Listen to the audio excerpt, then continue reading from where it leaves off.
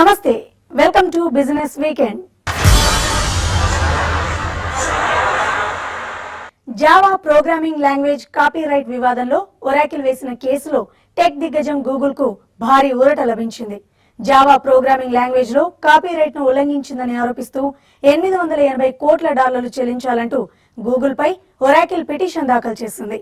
Copyright చట్టం ప్రకారం న్యాయంగానే Java language ను వాడుకుంటున్నామని, దానికి ఎలాంటి చెల్లింపులు చెల్లించాల్సిన అవసరం లేదంటూ గూగుల్ వాదించింది. దీంతో 2012 నుంచి రెండు టెక్నాలజీ దిగ్గజాల మధ్య జరుగుతోన్న $multi-billion దావా కేసులో గూగుల్ కి అనుకూలంగా కోర్టు తీర్పునిచ్చింది. ఆండ్రాయిడ్ ఎకోసిస్టమ్ విజయానికి ఈ తీర్పు నిదర్శనమని గూగుల్ ప్రకటించగా, తీర్పుపై అసంతృప్తి వ్యక్తం చేసిన ఒరాకిల్ మళ్లీ అప్పీల్ కు సిద్ధమవుతున్నట్లు తెలిపింది. ఎన్పిఏ షాక్ తో Q4 లో బ్యాంకింగ్ దిగ్గజం SBI లాభాలు భారీగా క్షీణించాయి. నికర లాభం 66.3% క్షీణతతో $1,264 కోట్ల నమోదైంది. మొండి బకాయిల విలువ $98,173 కోట్లకు చేరాయి. నికర వడ్డీ ఆదాయం 3.9% వృద్ధితో $15,291 కోట్ల నమోదయ్యాయి. ఇతర ఆదాయం $8,520 కోట్ల నుంచి $10,700 కోట్ల ఎగబాకాయి.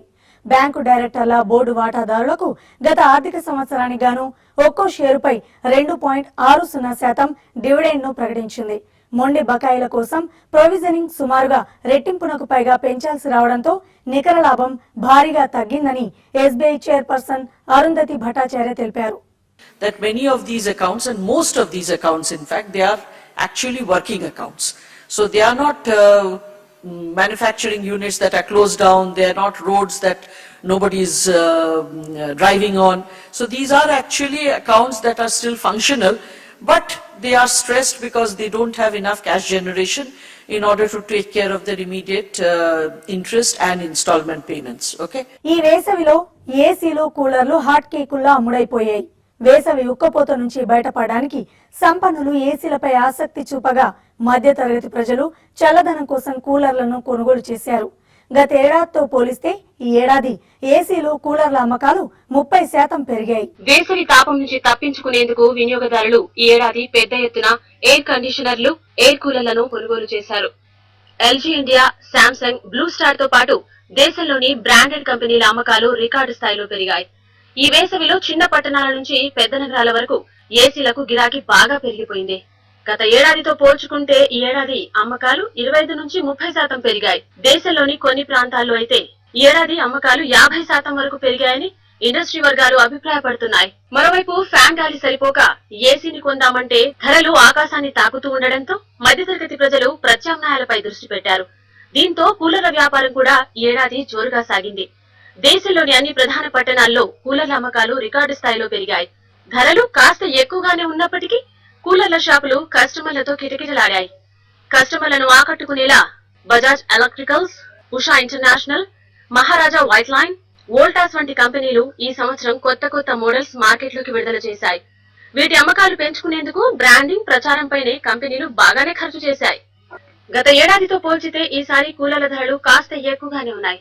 $500 నుంచి $1,500 వరకు పెరిగాయి. అన్బ్రాండెడ్ కూలర్ సైజును బట్టి $1,500 నుంచి $5,000 వరకు పలుకుతున్నాయి. బ్రాండెడ్ అయితే $6,000 నుంచి $10,000 దొరుకుతున్నాయి. ధర ఎక్కువే అయినా ఏసీతో పోల్చితే కూలర్లు బెటరే అంటున్నారు వినియోగదారులు. పైగా కరెంట్ ఛార్జీల భారం తక్కువగా ఉంటుంది. అందుకే ఎక్కువ మంది కూలర్లకు మొగ్గు చూపుతున్నారు. ఏసీలు ఉన్న వాళ్ళు కూడా మరో గదిలో వాడుకోవడానికి కూలర్స్ నే ఆశ్రయిస్తున్నారు. దేశంలోని మిగతా ప్రాంతాలతో పోలిస్తే ఈసారి దక్షిణ, తూర్పు ప్రాంతాల్లో ఏసీలు, కూలర్ల అమ్మకాలు మెరుగ్గా ఉన్నాయి. ఈ ఏడాది వర్షాలు బాగుంటాయని వాతావరణ శాఖ ప్రకటించినప్పటికీ ఉత్తర భారతంలోనూ ఏసీలు, కూలర్లు హాట్ కేకుల్లా అమ్ముడుపోయాయి. బంగారం మళ్లీ నేలచూపులు చూస్తోంది. కొద్ది రోజుల క్రితం $30,000 అధిగమించిన పుత్తడి ప్రస్తుతం $29,000 దిగొచ్చింది. అమెరికాలో వడ్డీ రేట్లు పెరుగుతాయన్న అంచనాతో ఇన్వెస్టర్లు తమ పెట్టుబడులను గోల్డ్ నుంచి వెనక్కి తీసుకుంటున్నారు. పుత్తడి ధర మళ్లీ దిగొస్తోంది. గత పక్షం రోజుల్లో గోల్డ్ రేట్ దాదాపు $1,500 తగ్గింది. MCX లో 10 గ్రాముల గోల్డ్ $28,600 ఉండగా వెండి $38,860 ఉంది. ఇక ఢిల్లీలో బులియన్ మార్కెట్ లో 10 గ్రాముల మేలిమి బంగారం ధర $355 తగ్గి $28,870 పలుకుతోంది. వెండి కూడా పుత్తడి బాటలోనే పయనిస్తోంది. కిలో వెండి ధర 530 రూపాయలు తగ్గి 39,000 రూపాయలుగా ఉంది. గత 3 నెలల్లో బంగారం ధర ఇంత తక్కువ స్థాయికి రావటం ఇదే మొదటిసారి. ప్రెషియస్ మెటల్స్ కి వస్తే గనక గణనీయంగా వీక్నెస్ కనిపించింది. ఎందుకంటే యుఎస్ ఫెడ్ వడ్డీ రేట్లు పెంచుతుందని చెప్పేసి, అండ్ డాలర్ అయితే ఏదైతే స్ట్రెంగ్ అవుతుందో దాని ప్రభావం అన్నమాట. ఈ రెండు ఫ్యాక్టర్స్ ప్రభావం క్లియర్లీ ప్రెషియస్ మెటల్స్ పైన కనిపిస్తుంది. కాబట్టి ప్రెషియస్ మెటల్స్ లో డౌన్ ట్రెండ్ ఇంకాస్త కంటిన్యూ అయ్యే పాసిబిలిటీ కనిపిస్తుంది షార్ట్ టర్మ్ లో. ఇన్ఫాక్ట్ మన దేశంలో కూడా 24,000 రూపాయలు దిగువకు అనమాట బంగారం రావటం చూసాం. షార్ట్ టర్మ్ లో వీక్ గా ఉంటుంది, కానీ మీడియం టర్మ్ లోనమాట మళ్ళా రికవర్ అవుతుంది బంగారం అని చెప్పేసి అనలిస్ట్ అంటున్నారు. ఎందుకంటే గ్లోబల్లీ మార్కెట్స్ ఇంకా టర్మాయిల్లో ఉన్నాయి. ఒట్టి ఎమర్జింగ్ మార్కెట్స్ ఇప్పుడు పెరుగుతున్నాయి కాబట్టి అన్ని గ్లోబల్ మార్కెట్స్ పాజిటివ్గా ఉన్నాయి అనుకోకూడదు. కాబట్టి వన్స్ యుఎస్ వడ్డీ రేట్లు పెంచితే ఆ తర్వాత ఎట్లా ఉంటుందని అబ్జర్వ్ చేయాల్సి వస్తుంది. కాబట్టి యాజ్ ఆఫ్ నో మాత్రం రేంజ్ బౌండ్ యాక్టివిటీ ఉంది. బిలో 29,000 అనమాట. ఇండియన్ ట్రేడర్స్ మాత్రం కొంచెం బయింగ్ అటెంప్ట్ చేయొచ్చు అని చెప్పేసి సజెస్ట్ చేస్తాం. హైదరాబాద్ బులియన్ మార్కెట్ విషయానికి వస్తే 24 క్యారెట్ల గోల్డ్ 10 గ్రాములు 29,810 రూపాయలు, 22 క్యారెట్లు 10 గ్రాములు 27,350 రూపాయలు, కిలో వెండి ధర 39,750 రూపాయలు పలుకుతోంది. ఇక అంతర్జాతీయ మార్కెట్ లోనూ 2 నెలల కనిష్ట స్థాయికి గోల్డ్ రేట్స్ పడిపోయాయి. అమెరికాలో వడ్డీ రేట్లు పెరుగుతాయన్న అంచనాతో సింగపూర్ మార్కెట్ ఔన్స్ గోల్డ్ ధర ఇప్పటికే $1,218కు దిగొచ్చింది. శుభముహూర్తాలు ఏవీ లేకపోవడంతో ప్రస్తుతం రిటైల్ కొనుగోలుదారులు ఎవరు ఆభరణాలను పెద్దగా కొనుగోలు చేయడం లేదు. యుఎస్ ఫెడరల్ ఏజెన్సీ తీసుకున్న తాజా నిర్ణయంతో భారతీయ కంపెనీలపై పెను భారం పడనుంది. ఐటీ కంపెనీలో పనిచేయడానికి యుఎస్ కు వెళ్లే ప్రతి ఉద్యోగికి అవసరమైన H-1B వీసాకు అదనంగా $4,000 అంటే మన కరెన్సీలో ఒక్కొక్కరికి 2.68 లక్షల రూపాయలు చెల్లించాల్సి ఉంటుంది. అదే L-1B వీసా కోసమైతే 3 లక్షల రూపాయలు చెల్లించాలి. ఈ ఫీజులు 2025 సెప్టెంబర్ 30 వరకు అమల్లో ఉంటాయి. 50 మంది కంటే ఎక్కువ సంఖ్యలో ఉద్యోగులను రిక్రూట్ చేసుకునే భారతీయ కంపెనీలకు H-1B, L-1 వీసాలకు ఈ నిబంధనలు వర్తిస్తాయి. యుఎస్ ఫెడరల్ ఏజెన్సీ నిర్ణయంతో భారతీయ ఐటీ కంపెనీలపై దాదాపు $400 మిలియన్ భారం పడనుంది. లాజిస్టిక్స్ రంగంలో సేవలు అందిస్తున్న VRL లాజిస్టిక్స్ విమానయాన రంగంలో అడుగుపెట్టాలని నిర్ణయించింది. ఇప్పటికే ఇండస్ట్రీ నిపుణుల సలహాలు తీసుకున్న ఈ సంస్థ త్వరలోని రీజనల్ ఎయిర్లైన్స్ ను ఏర్పాటు చేస్తామని వెల్లడించింది. మరోవైపు ప్రమోటర్ల నిర్ణయంతో VRL లాజిస్టిక్స్ షేరు విలువ కేవలం 4 రోజుల్లోనే 30% పైగా క్షీణించింది. దేశీయ ఏవియేషన్ రంగంలోకి అడుగు పెట్టేందుకు మరో కంపెనీ సన్నాహాలు చేస్తోంది. విమానయాన రంగానికి ఆదరణ పెరుగుతున్న నేపథ్యంలో ఈ రంగంలో సత్తా చాటేందుకు సిద్ధమవుతున్నట్లు VRL లాజిస్టిక్స్ ప్రకటించింది. డైరెక్టర్లకు రాసిన లేఖలో కంపెనీ చైర్మన్ విజయ్ శంకేశ్వర ఈ విషయాన్ని స్పష్టం చేశారు. ప్రస్తుతం తాము 1,400 కోట్ల రూపాయల ఇన్వెస్ట్మెంట్ తో రీజనల్ ఎయిర్లైన్స్ ఏర్పాటు అంశాన్ని పరిశీలిస్తున్నామని చెప్పారు.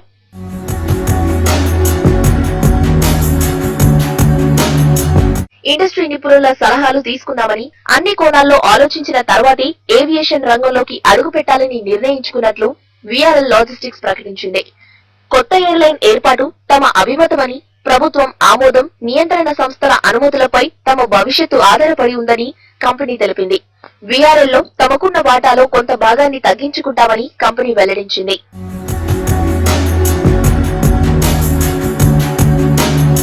మరోవైపు VRL లాజిస్టిక్స్ ప్రమోటర్లు తీసుకున్న నిర్ణయంపై ఇన్వెస్టర్లు నెగటివ్ గా స్పందించారు. మంగళవారం కంపెనీ షేరు ధర 20% క్షీణించి $315 లోయర్ సర్క్యూట్ దగ్గర లాక్ అయింది. కేవలం 4 రోజుల్లోనే కంపెనీ షేరు ధర దాదాపు 30% క్షీణించి $277 దగ్గర ఈ వారం ట్రేడింగ్ ను ముగించింది. బిజినెస్ వీకెండ్ లో ఇప్పుడు షార్ట్ బ్రేక్ తీసుకుందాం.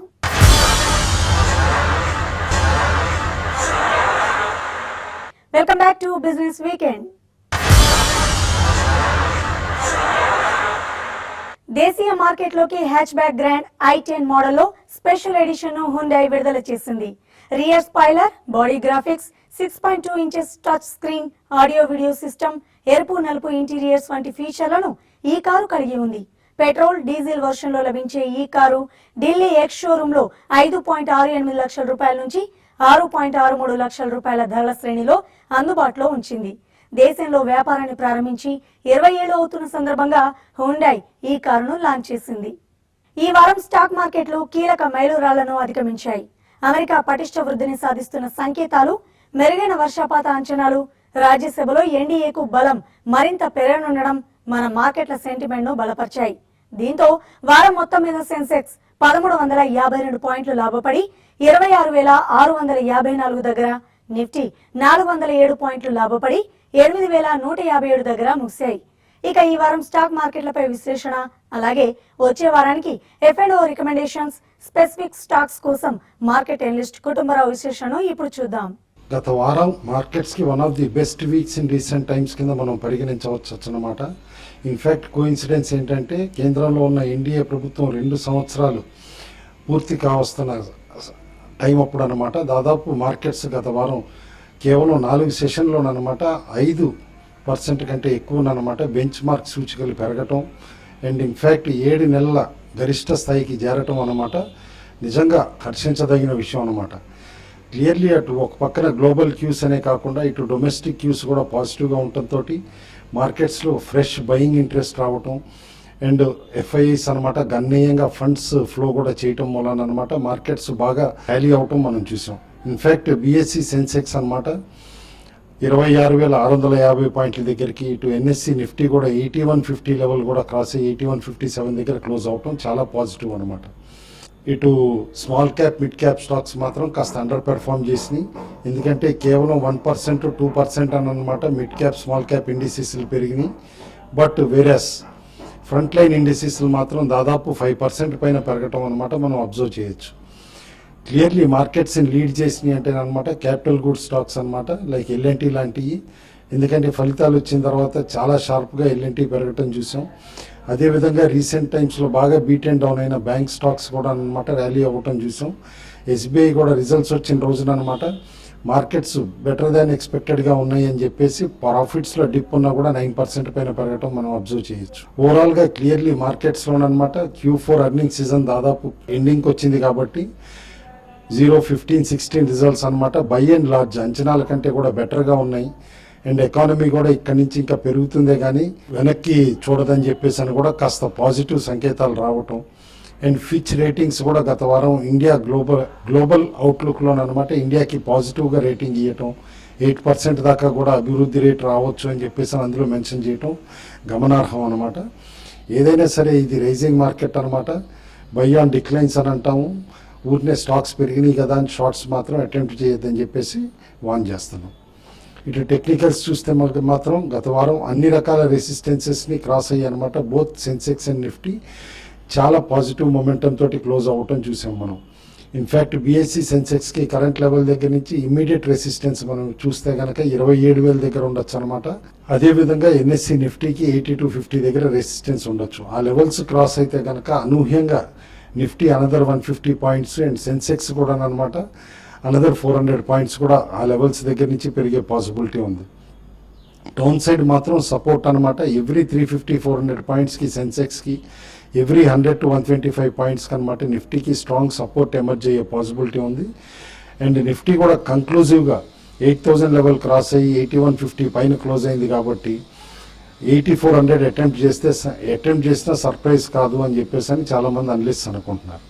టెక్నికల్లీ కొన్ని stocks by on declines suggest చేస్తున్నాం. ఆ స్టాక్స్ అనమాట JSW energy, Tata Motors, M&M, Marico, Reliance industries, Reliance capital, SRF, LIC housing finance, Biocon, steel authority India limited.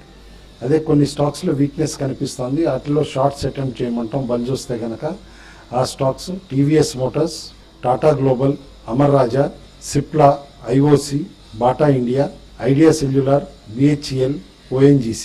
అయితే షార్ట్స్ అటెంప్ట్ చేసేవాళ్ళు కాస్త అప్రమత్తంగా ఉండాలి. ఎందుకంటే ఇది రైజింగ్ మార్కెట్ కాబట్టి టైట్ స్టాప్ లాస్ పెట్టుకుని అది కూడా రెసిస్టెన్స్ లెవెల్ దగ్గరకు వచ్చినప్పుడే షార్ట్స్ అటెంప్ట్ చేయమని చెప్పేసి వార్న్ చేస్తున్నాం. స్పెసిఫిక్ స్టాక్స్కి వస్తే 2 స్టాక్స్ రికమెండ్ చేస్తాను. ఇండియా టెరైన్ ఫ్యాషన్స్ లిమిటెడ్ అనమాట, ITFL. ఇదివరకు 2011లో సెలబ్రిటీ ఫ్యాషన్స్ నుంచి డీమర్జ్ అయిన టెక్స్టైల్ కంపెనీ. మెన్స్ వేర్లో స్ట్రాంగ్ ప్రెజెన్స్ ఉందన్నమాట, exclusive men's wear.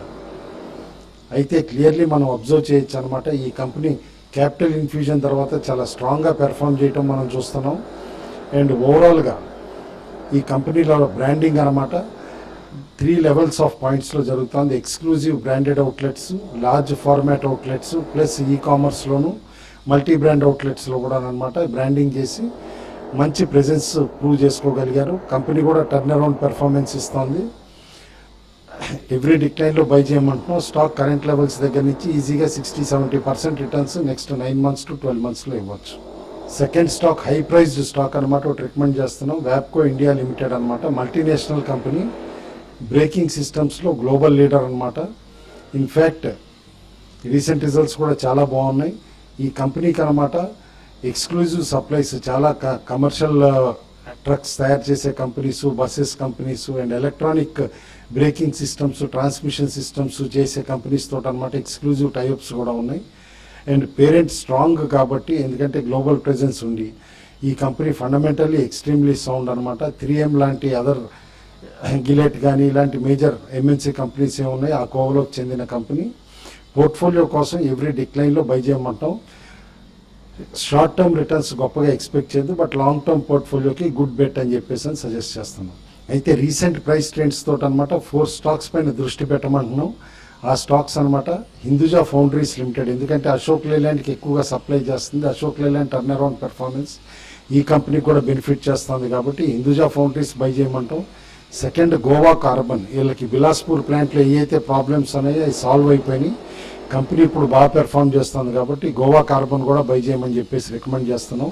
Gayatri projects అనమాట, వీళ్ళది కూడా ఏదైతే పవర్ ప్లాంట్ ఉందో అది ఇటు కనెక్టివిటీ కంప్లీట్ అవటం కూడా చూసాం. రిజల్ట్స్ కూడా డీసెంట్గా వచ్చే పాసిబిలిటీ ఉంది కాబట్టి గాయత్రి ప్రాజెక్ట్స్ని కూడా అక్యుములేట్ చేయమంటాను ఎవ్రీ డిక్లైన్స్లో.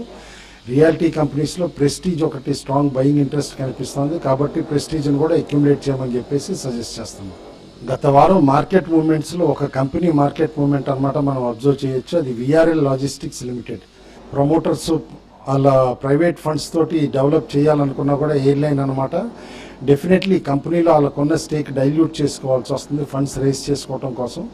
కాబట్టి ప్రమోటర్స్ విఆర్ఎల్ లాజిస్టిక్స్ సబ్సిడరీ కింద ఎయిర్లైన్ కాకుండా ఇండివిజువల్ కెపాసిటీలో ఎయిర్లైన్ లాంచ్ చేసినా కూడా మనం అబ్జర్వ్ చేయొచ్చు. స్పైస్ జెట్లో కనుక ఏ విధంగా సన్ నెట్వర్క్స్ ప్రమోటర్స్ సఫర్ అయ్యారు, ఎందుకంటే అక్కడ కూడా సన్ నెట్వర్క్స్కి సంబంధం లేకుండా విడిగానే అనమాట స్పైస్ జెట్ పెట్టారు. కానీ ఏ విధంగా Sun networks market cap erode అయిపోయిందో ఓవర్ ఇయర్స్ మనం అబ్జర్వ్ చేయొచ్చు అనమాట. కాబట్టి డెఫినెట్లీ విఆర్ఎల్ లాజిస్టిక్స్ ప్రమోటర్స్ ఏదైతే కనుక ఈ మూవ్ చేపడుతున్నారో అది కంపెనీ పైన కంటిన్యూస్గా ఒక షాడో లాగా ప్రభావం చూపించవచ్చు అనమాట. స్టాక్ని ఎవ్రీ ర్యాలీలో ఎగ్జిట్ అవ్వమని చెప్తాను. Strong logistics company, strong road నెట్వర్క్లో వన్ ఆఫ్ ది రోడ్వేస్లో స్ట్రాంగ్ ప్రెజెన్స్ ఉన్నా కూడా as of no promoters plans airlines దృష్టిలో ఉన్నప్పుడు మాత్రం ఖచ్చితంగా అవాయిడ్ చేయమని చెప్పేసి చెప్తాను స్టాక్. ఇవి ఈ వారం బిజినెస్ వీకెండ్ విశేషాలు. వచ్చే వారం మరిన్ని బిజినెస్ వార్తలతో మళ్ళీ కలుద్దాం. చూస్తూనే ఉండండి వాస్తవాల ప్రతిరూపం TV5.